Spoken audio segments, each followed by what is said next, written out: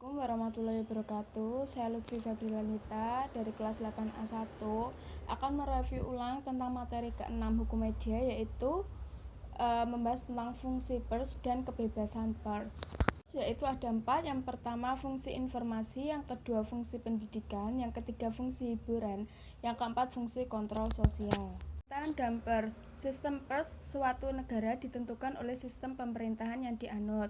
Sebagai sarana kegiatan jurnalistik, pers dipandang sebagai kekuatan keempat atau fourth estate dalam sebuah proses pemerintah yang menganut sistem demokrasi setelah kekuasaan eksklusif, kekuasaan legislatif, dan kekuasaan yudikatif, serta bebas dari pengaruh pemerintah. Hal ini dipertegaskan kata-kata yang diutarakan oleh Alexander Solzhenitsyn sebagaimana dikutip oleh Willy L. Rivers, Wilbur Sakram, dan Clifford G.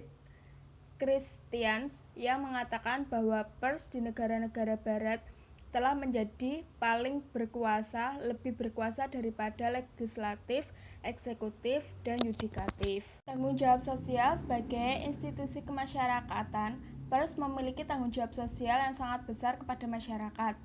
Jika pemerintah melakukan berbagai tindakan menyimpang yang dapat merugikan masyarakat, maka pers harus hadir untuk membela masyarakat. Namun, jika negara yang mengalami ancaman, maka pers pun harus membahasnya. Dengan demikian, setiap insan pers memiliki tanggung jawab individu dalam rangka menjalankan tugas-tugas jurnalistiknya kepada diri sendiri dan masyarakat. Idealisme yang dimiliki pers hendaknya tidak menjadikan pers sebagai lembaga penentang pemerintah. Terkait dengan hal ini, maka pers hendaknya melaksanakan fungsi dan perannya sebagai kontrol sosial agar roda pemerintah tetap dapat berjalan di dalam koridor konstitusi. Kemudian secara umum, pers memiliki beberapa fungsi, diantaranya adalah menyiarkan informasi, mendidik, menghibur, dan mempengaruhi. Yaitu fungsi pers untuk penyiaran informasi, yaitu fungsi pertama dan yang paling utama dalam pers adalah untuk menyiarkan informasi. Khalayak memiliki kebutuhan untuk mencari informasi mengenai beragam hal. Hak untuk memperoleh informasi merupakan hak mendasar manusia. Karenanya dilindungi oleh Piagam PBB tentang hak-hak asasi manusia. Di Indonesia sendiri, hak untuk memperoleh informasi diatur dalam konstitusi dan peraturan perundang-undang. Khususnya pers adalah sarana yang tepat bagi khalayak untuk memperoleh beragam informasi yang dibutuhkan. Khalayak akan melakukan cara-cara yang tepat untuk memperoleh informasi, yaitu berlangganan surat kabar atau menonton siaran televisi dan radio. Perkembangan teknologi telah membuat media massa, baik cetak maupun elektronik, bertransformasi ke dalam bentuk digital. Hal ini tentunya memberikan kemudahan bagi khalayak untuk mengakses berbagai informasi yang dibutuhkan. Yaitu fungsi mendidik, yaitu menjadi fungsi kedua dari pers adalah mendidik.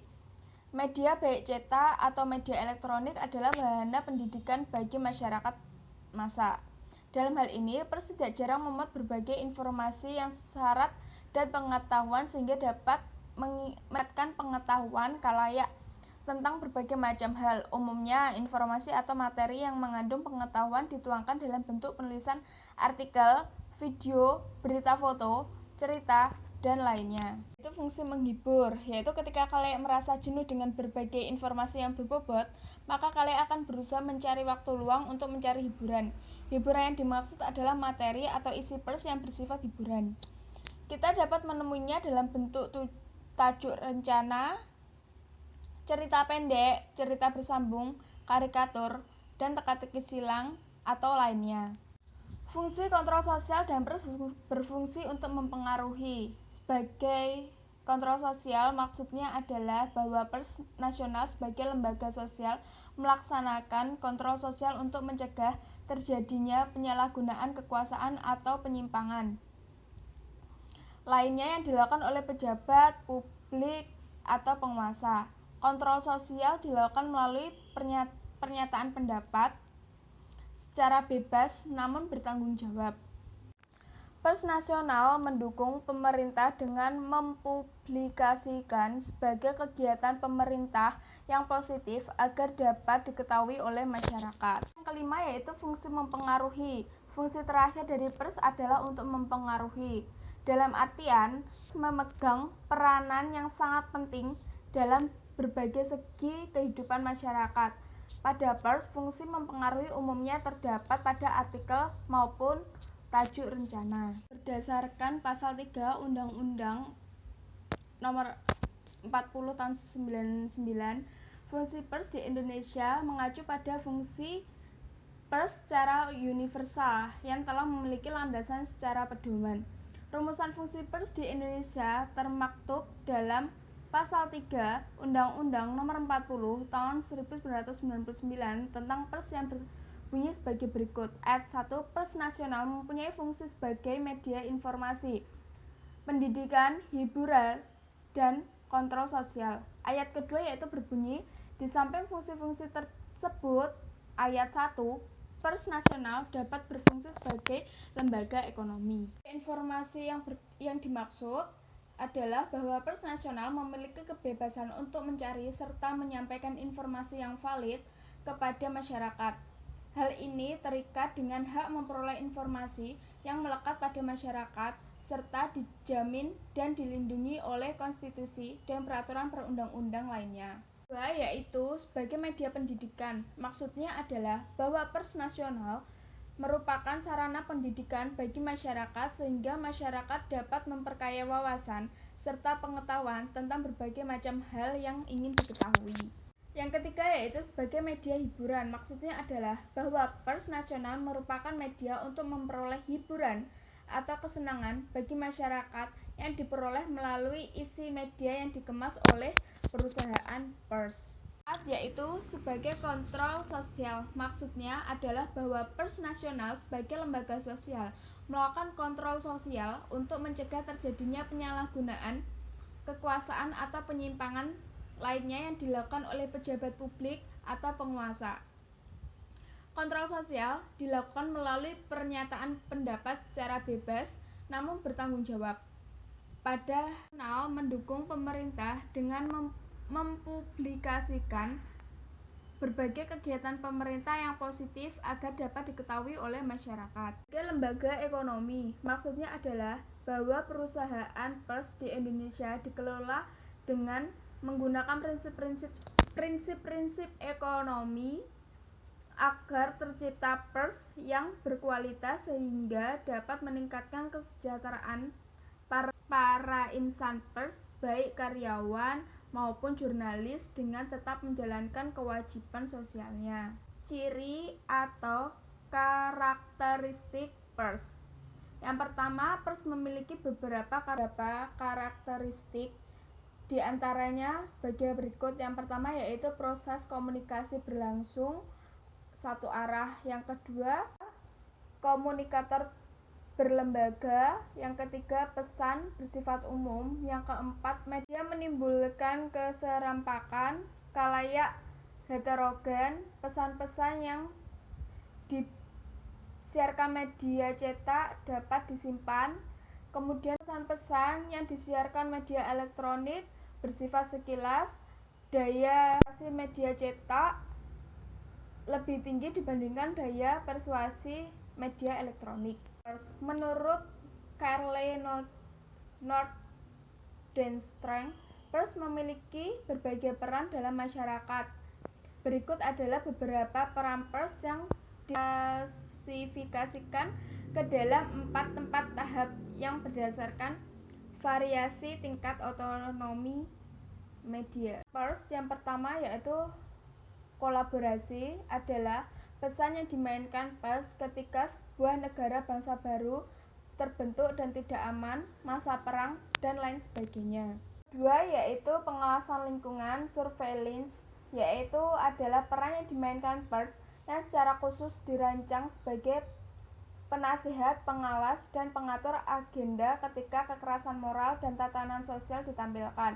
Selain itu, juga berperan dalam hal informasi ketika membawa berbagai isu-isu untuk menarik perhatian komunitas. Yaitu fasilitator, yaitu fasilitatif, adalah peran media di mana jurnalis mencari untuk menciptakannya dan mengelola debat publik atau esensi publik atau gerakan jurnalisme sipil.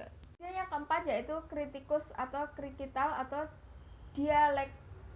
dialektikal, yaitu adalah peran media ketika jurnalis menyelidiki dan dalam sebuah cara yang radikal mengenai sebagai asumsi atau premis dari sebuah komunitas. Menurut Justin Limpitlow, pers memiliki berbagai peran sebagai berikut. Yang pertama yaitu sebagai pengawas publik. Pers sebagai pengawas merupakan salah satu karakteristik peran tradisional dari media berita.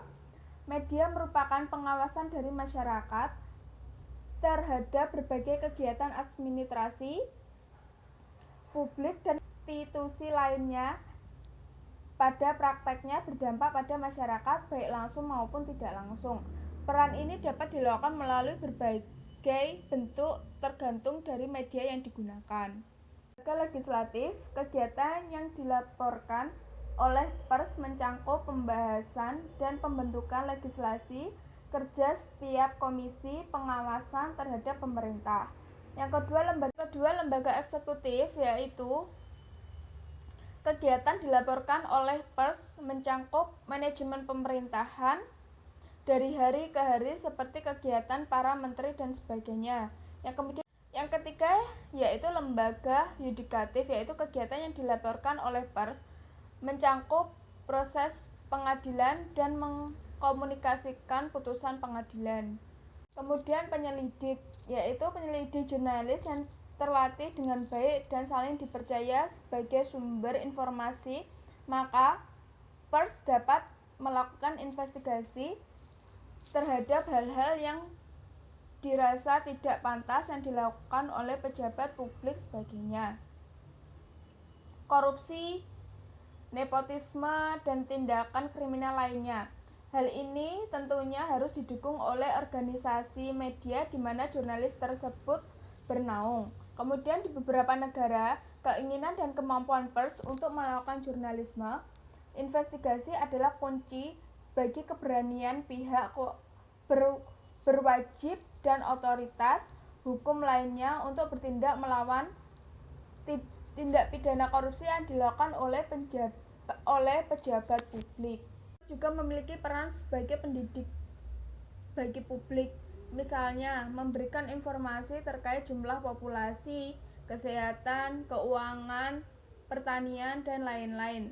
Itu penasihat bagi demokrasi dan pemerintahan yang baik.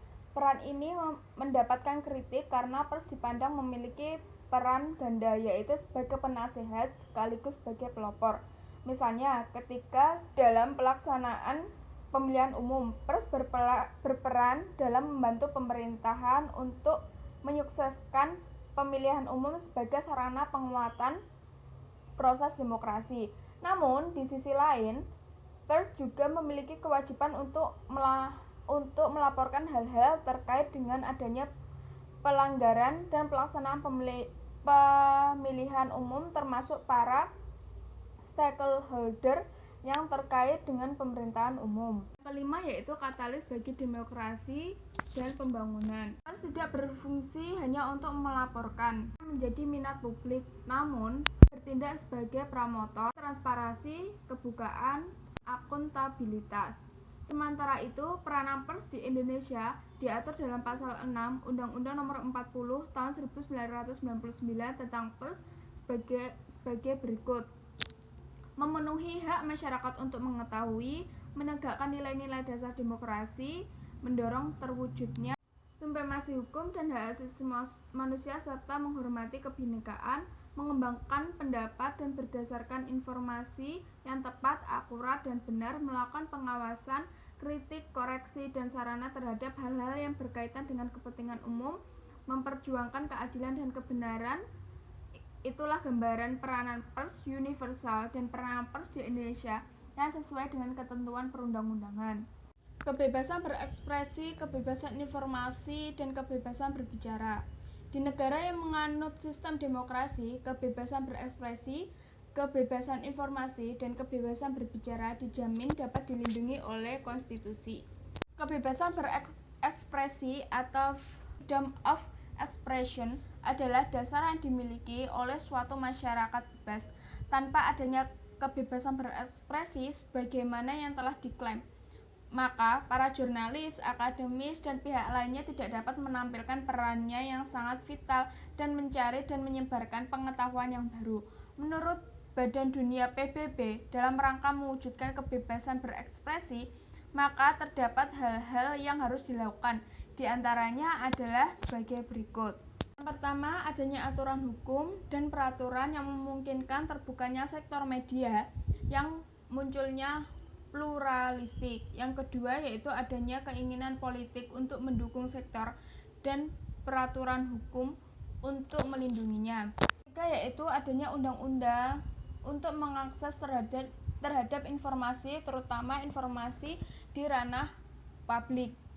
Yang keempat yaitu pentingnya keterampilan literasi media di kalangan konsumen berita untuk menganalisis dan mensintesis informasi yang mereka terima secara kritis dan menggunakan dalam kehidupan sehari-hari, dan untuk meminta pertanggungjawaban media atas tindakannya. Unsur-unsur tersebut bila dikombinasikan dengan profesionalisme, media yang mengikuti standar etika dan profesional tertinggi yang dirancang oleh praktisi berfungsi sebagai instruktur dasar yang dapat digunakan untuk kebebasan berekspresi. Inilah media berfungsi sebagai pengawas, masyarakat sipil terlibat dengan pihak berwenang, dan pengambil keputusan informasi mengalir melalui dan antar komunitas. Sementara itu, yang dimaksud dengan kebebasan informasi atau freedom of information adalah hak dasar yang dimiliki oleh masyarakat untuk mengakses beragam informasi yang dimiliki oleh pemerintah maupun organisasi media. Yang dimaksud dengan kebebasan berbicara atau freedom of speech adalah hak untuk berbicara baik secara umum maupun tidak yang dilakukan melalui berbagai macam media ekspresi seperti buku, surat kabar, majalah, radio, televisi, gambar bergerak, dan dokumen elektronik lainnya yang tersambung melalui jaringan komputer. Kemudian hak kebebasan pers atau freedom of pers, yaitu setiap tanggal 3 Mei setiap tahunnya diperingati sebagai Hari Kebebasan Pers Dunia. Tanggal 3 Mei merupakan tanggal ditetapkan prinsip-prinsip dasar kebebasan pers. Peringatan ini merupakan salah satu upaya untuk mengevaluasi kebebasan pers di seluruh dunia untuk mempertahankan atau melindungi media dari serangan terhadap kemandirian serta untuk memberikan penghargaan kepada para jurnalis yang telah kehilangan nyawanya ketika sedang menjalankan tugas-tugas jurnalistiknya. Untuk tahun 2017 lalu, peringatan Hari Kebebasan Pers dipustakakan di Jakarta, Indonesia pada tanggal 1 sampai 4 Mei 2017. Kemudian kebebasan pers. Yang dimaksud dengan kebebasan pers adalah kebebasan untuk mempublikasikan segala sesuatu tanpa adanya sensor sebelumnya dan sesudahnya. Kebebasan pers telah menjadi perdebatan panjang sejak dimulainya percetakan modern pada kisaran tahun 1400-an. Beberapa pemerintah menetapkan batasan atau pemerintah akan kekuatan kata-kata yang digunakan untuk menyetir masyarakat dalam rangka melawan pemerintahan yang sah. Negara-negara yang demokrasi, pers yang bebas, independen, dan beragama, media merupakan inti dari pemerintahan yang baik. Yang dimaksud dengan media yang bebas adalah yaitu media yang dapat memastikan adanya transparansi, akuntabilitas, dan aturan hukum. Kedua, media yang dapat mempromosikan partisipasi publik dan wacana politik. Yang ketiga, yaitu media yang dapat memberikan kontribusi untuk melawan kemiskinan. Itu sebuah sektor media yang independen menarik kekuatannya dari suatu masyarakat yang dilayani, dan sebagaimana timbul baliknya adalah pemberdayaan masyarakat agar menjadi mitra penuh dalam demokrasi. Kemudian selanjutnya, kebebasan informasi dan kebebasan berekspresi merupakan prinsip dasar bagi terjadinya suatu debat terbuka dan informasi. Berkembangnya teknologi informasi dan komunikasi, masyarakat semakin membentuk lingkungan media lebih jauh serta mengakses berbagai sumber. Kombinasi antara akses terhadap informasi dengan partisipasi warga dalam media hanya dapat memberikan kontribusi pada peningkatan rasa kepemilikan dan pemberdayaan atau Badan Dunia PBB. Mempelajari fungsi pers, yaitu mempelajari fungsi pers dapat memberikan berbagai manfaat. Di antaranya adalah kita dapat mengetahui berbagai macam fungsi pers yang dilakukan secara universal maupun yang berlaku di Indonesia. Hal ini penting diketahui karena kebebasan pers dan kebebasan berekspresi dijamin dan dilindungi oleh konstitusi. Namun perlu diingat bahwa hak kita untuk menyatakan pendapat dan berekspresi dibatasi oleh kewajiban kita untuk mematuhi segala ketentuan yang ada, sehingga nantinya kita akan terhindar dari berbagai permasalahan yang berujung pada jeruji besi. Hakikatnya, pers sebagai salah satu pilar dan 4 pilar penopang bagi negara Indonesia memiliki peran yang penting untuk memajukan negara dan membuat negara menjadi lebih baik lagi. Hal ini bisa diwujudkan apabila hak dan kewajiban pers diberlakukan seperti semestinya. Tidak hanya terbebani dan sisi kewajibannya saja, namun kebutuhan hak para pelaku pers tidak seluruhnya terpenuhi. Bisa saya sampaikan, kurang lebihnya mohon maaf. Wassalamualaikum warahmatullahi wabarakatuh.